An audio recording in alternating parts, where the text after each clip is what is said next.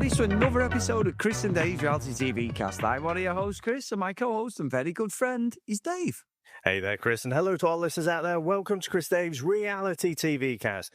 We are covering Celebs Go Dating UK, Season 14 and Week 1, or Episodes 1 through to 4. Now, Chris, where would you like to start today?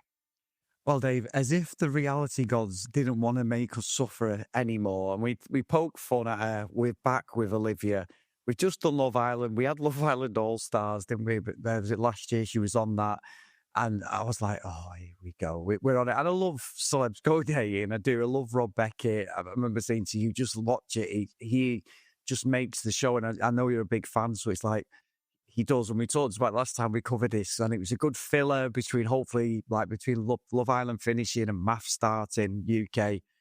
This is the show. And it's just good fun. But I must admit, Dave, I was just like, oh no, we've got like a reality star who's failed in love, Dave. And she's not the only one. All these other stars, I'm doing air quotes, that they are scraping the barrel, came into the light. But it's the fact that you've got Rob Beckett poking fun at everyone that's coming through the door, aren't they? They're taking the piss out of him. That's what makes his show. I'm not bothered because we know they're not dating anybody. We know this is bullshit. We know this is purely a career step. And I'm here for the ride, Dave. We've got 20 episodes, so it's on for the next 5 weeks. So I think last time he just tied in as Math started the end of this. Yeah. And they do, I guess it is season 14, but they do stretch that definition of a celebrity, don't they? Like to the nanometer level. So you mentioned about Olivia. Obviously, she'd been on Love Island, Winter Love Island, not even one of the better ones. You got John Lee from S Club 7. Now, you could say, S Club 7 was pretty huge at the time, wasn't it? Yeah. You got Kerry Katona. She was from Atomic Kitten, but, always plastered over the fucking tabloids and everything. So she'd probably qualify. And then I guess Christine McGuinness, Paddy McGuinness's ex-wife, did the Real Housewives of Cheshire, which I've still not forgiven you for an episode of that. And then Lewis Russell from Too Hot to Handle. Now, I think it's probably the ones that stand out for me are Olivia and Lewis, for just being not really celebrities or proper Z-list or the alphabet isn't quite long enough. Well, I guess we had people from Love Island before and stuff, haven't we? But I think the idea that some of these come on to actually go dating is just a nonsense to me. I do enjoy it, mainly for Rob Beckett just taking the piss out of everyone, to be honest. But I mean, it is a little bit of a farce. I mean, what do you think? Is any particular contestants sort of jump out at you, or? Well, judges. Not the experts, Dave. I think what was an interesting character and absolutely made for this show is fucking Lewis Russell, the Too Hot to Handle guy nobody's heard of. Unless we watch reality TV. We've covered Too Hot to Handle on Netflix. It's their show. But unless you are an absolute reality TV, diehard, and I've regard ourselves, we've watched it. And I'm sure people listening, they go, yeah, I know Lewis. I watched this series he was on. He's absolutely made for this. He's made for stuff like X on the Beach on MTV. Even Love Island, this lad is just absolutely there. He's literally got absolute dick touch thing in Viagra the way it is, because he is so horny. And you can see this whole Ibiza Villa twist that they've brought in. Like, he's after Olivia, there's different things going on. And I'm like, I'm not uncomfortable. No, I'm not comfortable. But I think they flipped the show. Instead of them sending the couples off with their preferred date after like 4 or 5 weeks, and they go, I want to, explore a final date, whether it leads us with this person. They've gone full on Towie, so almost Love Island. Well, Olivia's going to thrive in that situation because that's where she's from. The fake conversations. So I don't know. As much as Rob Beckett's there, they're leaning into like it's gone. I don't believe anybody's going to get with anybody, let's be honest. But I don't know. It's the way they've changed the show. I don't know yet whether it's going to work. But Lewis is the one that stood out. So him and Kerry Katona, but more for Kerry Katona for just being on it for a second time and completely not interested in getting with anybody. I don't care what she says, Dave. He might be Northern, but I just don't buy it. But yeah, Lewis is the one, getting back to what you said. He's definitely going to be cheating on everybody and end up with Olivia probably. Yeah, I mean, I am here for the drama, of course, but Of course, yes. I mean, it's a little bit like we've just come out of the Love Island season, haven't we? The UK one, and you had the likes of Harrison, you had the likes of Harry, who finished second. You know, just these absolutely shitty blokes who just do not give a fuck about actually properly coupling up with someone. Just basically just trying to have a shag. And so I do find it difficult when he's on there and it's like, yeah, he's not looking to date anyone. And when they're like, what are you here for? Well, yeah, you know, so just a bit of exposure really is the real answer. But I mean, you mentioned about the whole Ibiza twist. So the previous 13 seasons, obviously, it has been fairly low budget, isn't it? You know, they just basically hire out a bit of a studio, send them on some dates, but they can go around whatever it is they do for a day job, you know, to make some money. They can carry on doing it. Whereas actually sending them all off to Ibiza, it's not just the accommodation and everything. You've got to be surely paying them a day rate and stuff. So for me, it's really quite a different level of budget that they're throwing at this season. Yeah, definitely. I'm with you. And it may be, I mean, I've never really looked at the ratings, but maybe the ratings are falling and it's a case of let's just throw something into it to get it back. It is a popular show. You're catching it at the perfect time off the back of Love Island going. So there's not a reality TV on normal mainstream UK TV, is there? So maybe that's it. Maybe they're just trying to grab a bit of that audience. E4 is not like one of the main 4 channels, but it's quite a big, like, sort of streaming channel, isn't it? On by Sky or Virgin Media, or I think even Freeview might have it. So it is an accessible channel. But yeah, I don't look, Dave. Like you say, we're here for the drama. We're here for this absolutely the shithousery that's going to go on. And I do think Olivia and Lucy are going to be the ones to stir it up. I can't see anyone else sort of doing anything out of the ordinary. It's part of Celebs Go Dating, in it. And when they go and they meet everybody, and then you've got the desperado, like people trying to get with you. Just saying.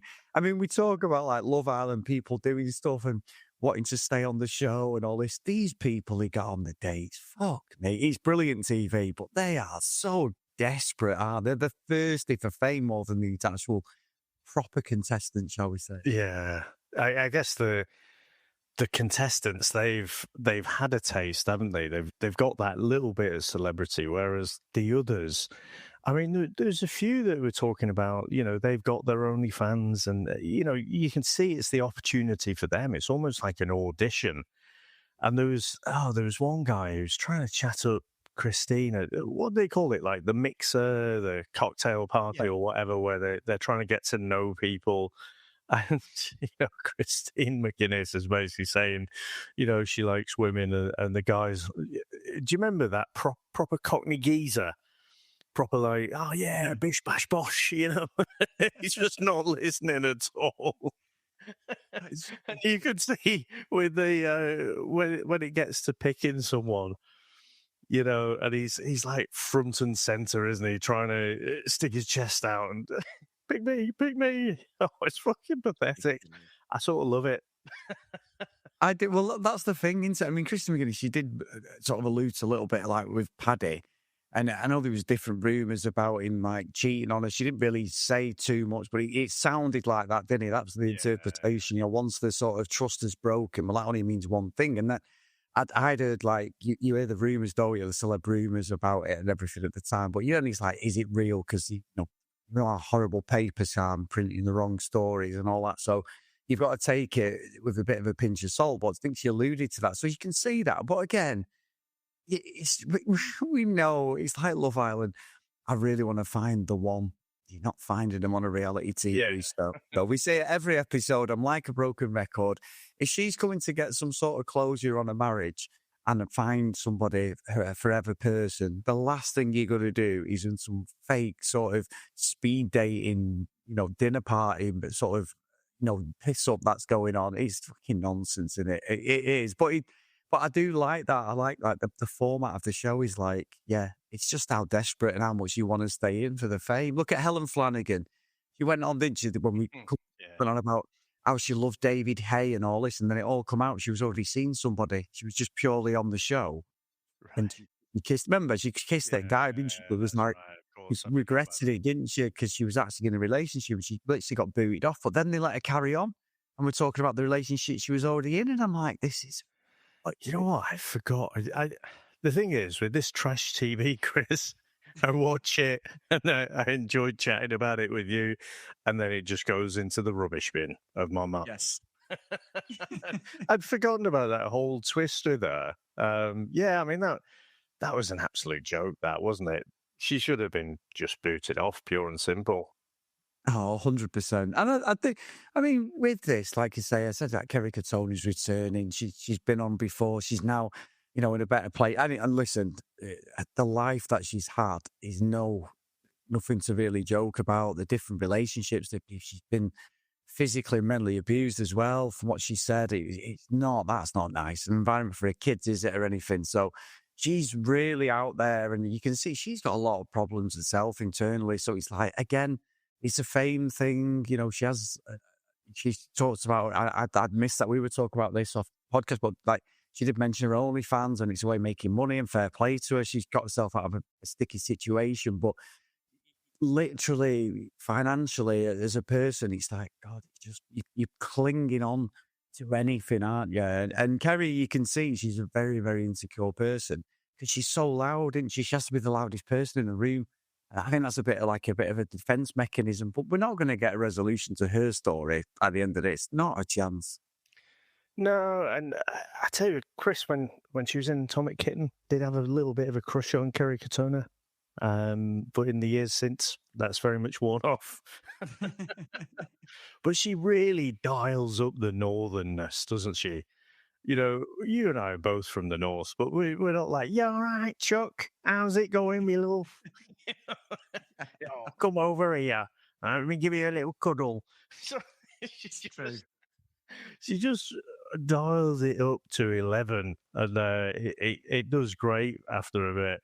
But yeah, I mean, after that initial coupling, I did appreciate one of the, I want to say judges, one of the experts. So there's Anna, there's Paul C. Brunson, isn't there? And there's Tara. So I think it's Anna, there's the blonde one, who did say about Lewis that he boiled her piss, because he was just basically like a dog with two dicks at that mixer.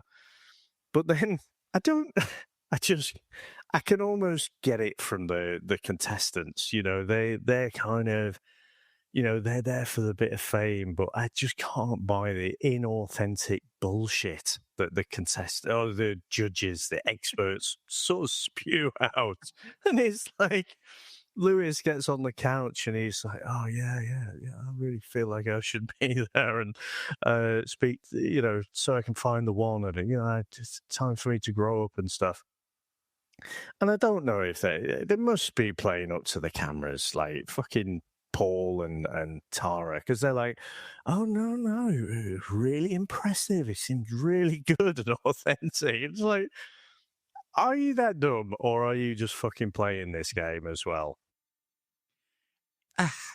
So it's funny with Paul because I know obviously we take the piss out, especially on maths. There's some of the bad behaviour like John in the Aussie one would happen, and not just Paul. It's not just singing Paul because Mel's on both shows, and sometimes she's quite she picks her fights, doesn't she? The people she wants to sort of tackle, and she doesn't. And that could be a show thing, it could be a producer thing. It's like he's not fits with the story. But with Paul, he's just so happy. And that's not a bad thing. I like to think of myself as a bit of a cheerful person, especially I'm that annoying person in the morning. But he doesn't, and Sam watches his podcast, so he has a lot of sort of reality stars on there. I've mentioned it a few times, some of the people he has on.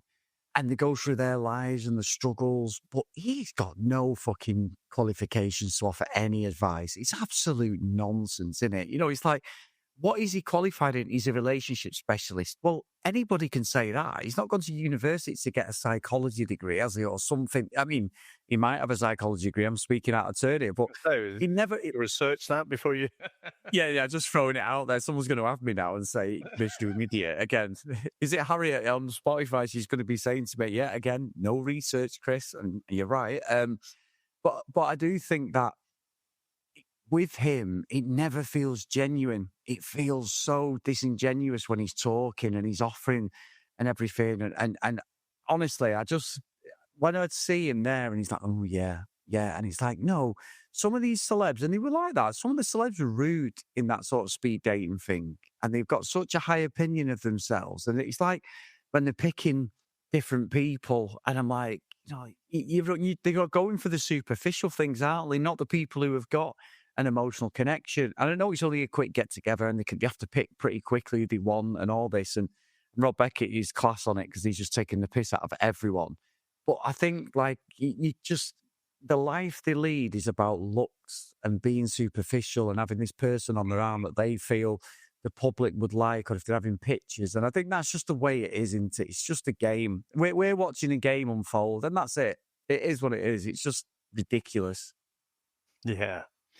But so what do you think, Chris? I mean, the only real, it's not got to the drama stage yet, has it? But the whole format of this show is you've got these dead leg celebrities, and they get to go on dates with people of the public. But again, even the lines are blurred a little bit on that one now, aren't they?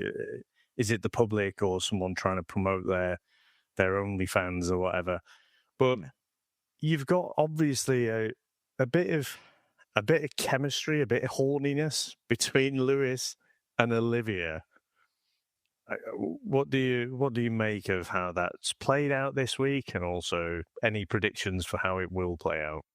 I think he's going to go what we were both saying. I think that is just going to be a situation, and we've seen it on I've seen it on other seasons, Dave, where you get this, and a couple sort of get close together because they can't find the right person, and then all of a sudden, and Rob Beckett's already done it, they're alluding to the chemistry, these different things. I think there's a beef for setting in the villa where everyone's separate. I mean, some of the stuff he was doing this week, Lewis, Dave, some of the stuff around the pool, I was like, does he think someone's going to fall for that, like, them sort of gay? And he was saying things when he was being quite, not even flirtatious, he was right on the nose, one with some of the comments, and then tried to backtrack, going, oh, no, I didn't. And I'm like, he's just a player, this kid. He is going to go and basically try and get with anybody, whether they're, they're one of his fellow contestants or there's someone trying to get in there.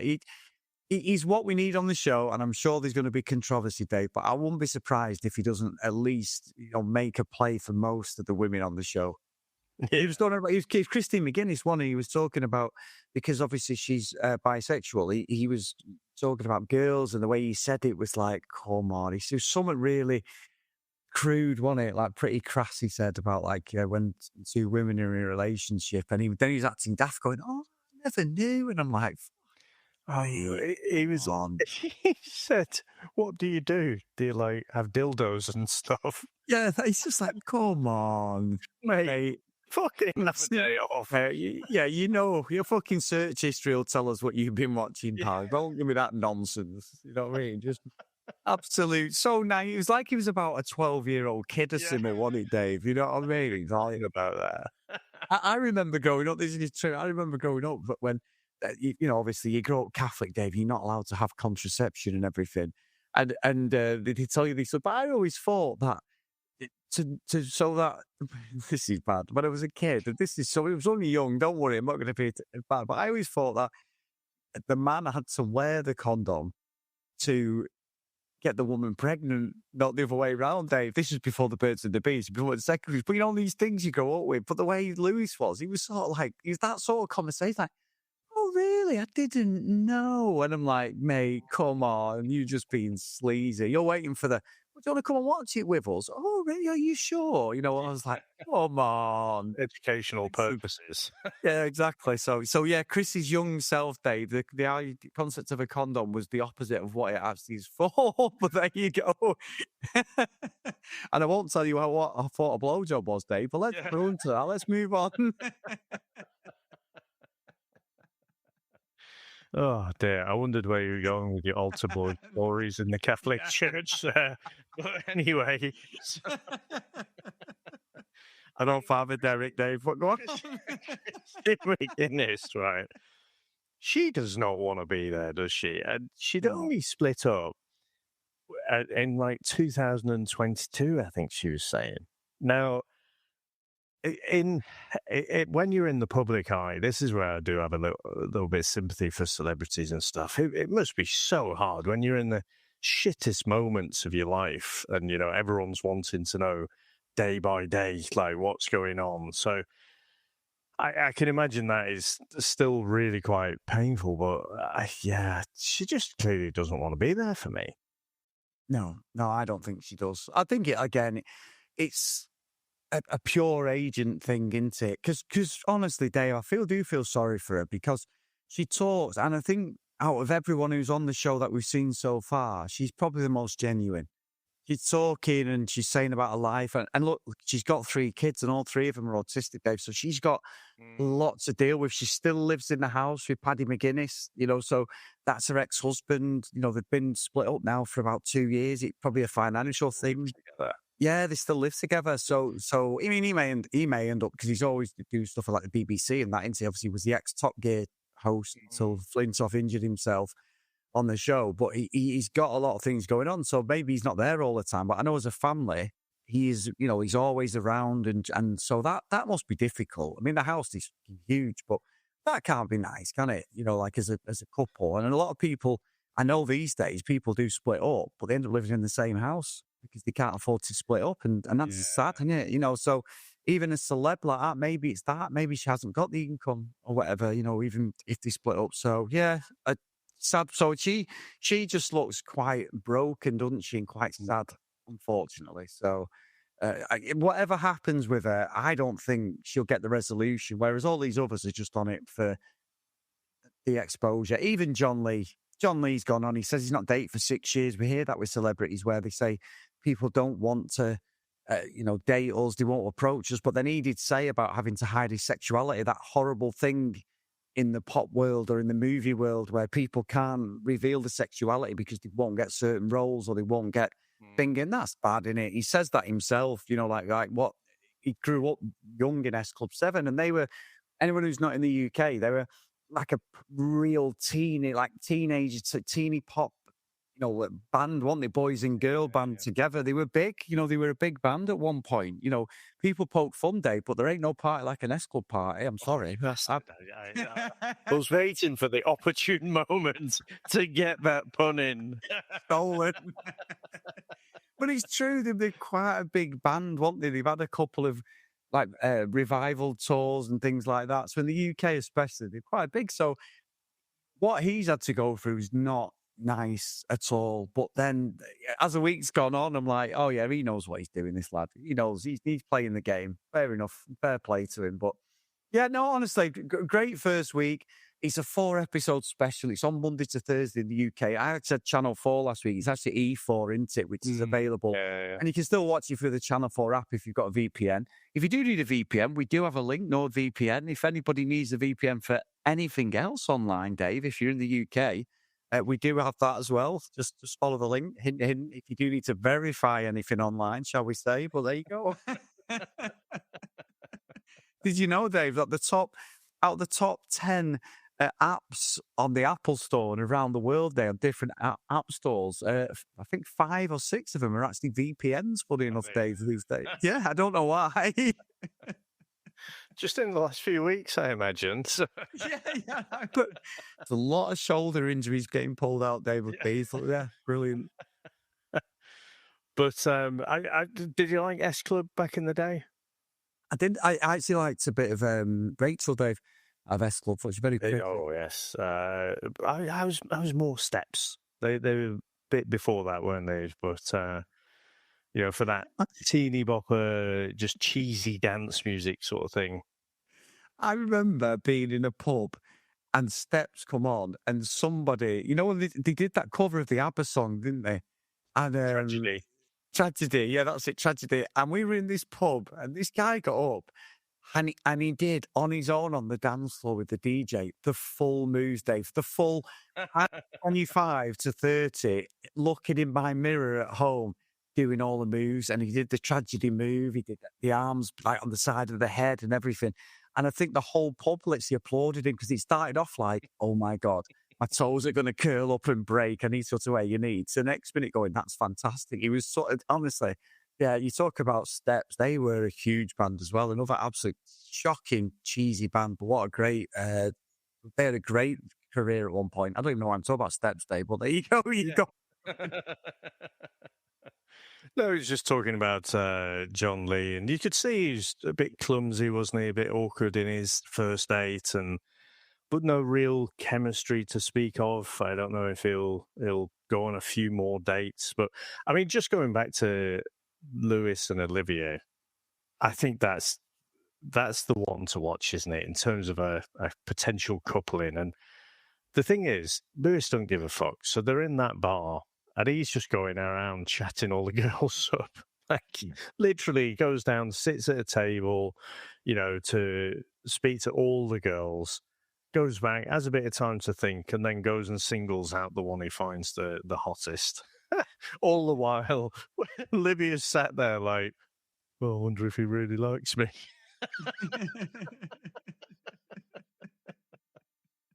I was like, Kai, so fake. Again, I don't know whether she just plays up that kind of unlucky in love character, but I mean, it's just, I don't even know why she'd be entertaining it with him, to be honest. No, I don't, but I think he's an expert, Dave. Lewis is an expert. They know they need the story, don't they? We've seen it, like, good old Ekinsu, that time with that guy who got binned off. I said it the other week, didn't it? They already had a story ready to go, didn't they? We're going to come in and you're going to like romance me, and this will be great for TV. And you've got these subplots. Let's be honest, Dave, the producers will tell them as well. These two are prime for a showman's because they've done it, got the T-shirt, they know what it is. They've been on dating shows where they're supposed to be finding love, and us as the audience are supposed to be silly and go, "Oh my god, yeah, she may find love, Olivia." And it's like, no, this is just part of what they do. This is their career, basically. So I think it'll be good TV, and I think next week we get the beast off the chase, Dave, Mark Labbert as well. He talks about that. He's such a clever guy. But he's come out and said that he's autistic as well. So it's going to be interesting how he is. How for such a clever guy, but also how is he on the point? Is he one of them people who is direct with his autism? Like, is he someone who sort of just say it as it is? We'll find out more about him as a character because he's been on quite a few things recently, TV shows. But this one, he's going to have to completely sort of give his character away. Is he like? Is it just one of the ones he's not with someone because he's just got his head in a book all the time because he's so clever and he's just knowledge all the time? Is it that he hasn't got time to date people? So I'm quite interested to see how he goes because it doesn't seem like he's got an ego at all, this guy. So it'll be interesting like where that goes with him on the show and how the fucking experts deal with it. I'm sure Paul will be there offering some sort of nonsense, Dave. So yeah, I'm looking forward to this week. Yeah, it should be good. I think this Beast character, he seems more like he'd be more at home on the Undateables or something. But we'll see. I'll see how next week plays out. No, good stuff. So anything else, mate, before we go? No, that's it. I think, I say for the other seasons, or the other series rather, things like Love Island, things like Maths, I don't really enjoy the week one because everyone's presenting the best selves, and it's only after that, when people are getting a bit more at home and then all the drama starts to come out. I think with Celebs Go Dating, I'm not sure it follows the same kind of trajectory because you sort of know who these people are already. And yeah, I think the initial kind of, oh, it's Rob Beckett taking the piss out of people. There's an initial kind of, oh, back, and being comfortable with it. I'm waiting to see where it goes, but I'm not sure. It doesn't follow the same kind of trajectory where it gets all full of drama and stuff. I seem to remember getting a bit fatigued in the last season. Completely forgot about the Helen Flanagan stuff, which just royally pissed me off at the time. And it has now probably so. Yeah, just to think back of it, it's like, you fucking charlatans. But yeah, so I don't know. I've enjoyed this first week. I'm just hoping it carries on. Just in terms of me and my enjoyment of watching the show. No, good stuff, mate. Good stuff. And thank you to everyone, as always. There's a little bit of controversy, nothing major, but Charlene, the message who runs our Facebook page, so thank you, Charlie, Kristen Day's Reality TV cast. But the chat feature is going to be changing into, it's sort of like a community type feature. So Facebook are changing that. So I don't know what we're going to do going forward. Charlene has had a look at it, and we've got a little group chat between us. So I do appreciate what Charlene's done there, because there is ways around it, and it looks similar, but it just depends how, I think it's more the privacy side of it. Anybody can sort of come in, can't they, and all that. So we're just trying to work that out. But at the moment, it's still the same chat feature if you are over there. It's got all the shows. Celebs Go Dating's on there as well. He's one of the channels from last time. So we've started doing a chat in that, talking about each episode. So that's where the spoilers are now. But going forward, we'll try and navigate that. And I'm sure Charlene will be able to sort of tell us where we need to go with that and get it sorted. So I'll do thank her for that. Yeah, it's so annoying, isn't it, with things like Facebook? They're forever playing about with these different things and groups and pages. And yeah, the messenger groups have been working really well. So yeah, we'll see how it goes. But hopefully we can get something that works equally as well. Yeah, hope so. Always, if you want to email us, guys, cdrealitycast@gmail.com. If you want to follow us on social media, @cdrealitycast. If you do want to support us, please get over to patreon.com/CD Realitycast. So the roll call of honour, and a big thank you to Mel, Holly, Anna, Tilly, Marcy, Stacey, Sinead, Kathleen Sims, Nick, Danielle, Amanda, Larissa, Nicola, Gillian, Keith, Helen, Chloe, Joanna, Libby, Susan, Tracy, Lucky Lulu Green, and Ken Gustafson. So thank you so much, guys, for all your support. Everyone who supported myself and Dave over the years on Patreon, and that, we do appreciate it. So thank you so much. Amazing, sir. So thank you very much for the chat this morning. Thanks to all our listeners out there. Thanks to all our supporters. And we'll speak to you next time. Bye.